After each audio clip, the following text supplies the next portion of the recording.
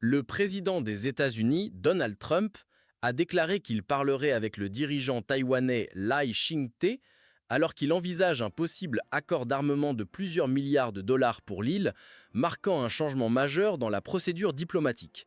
Un président des États-Unis n'a pas parlé directement avec un dirigeant taïwanais depuis 1979, lorsque Washington a reconnu la République populaire de Chine et a rompu les relations diplomatiques avec Taïwan.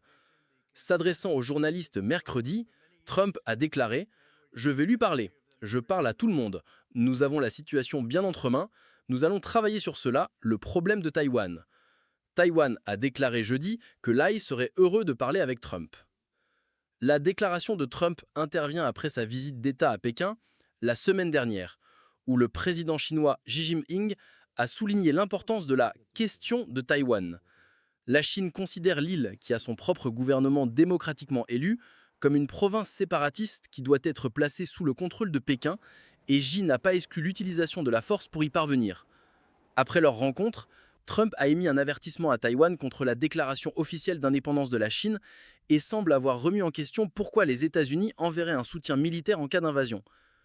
Je ne demande à quelqu'un de devenir indépendant et, vous savez, nous devons parcourir 9500 milles pour mener une guerre.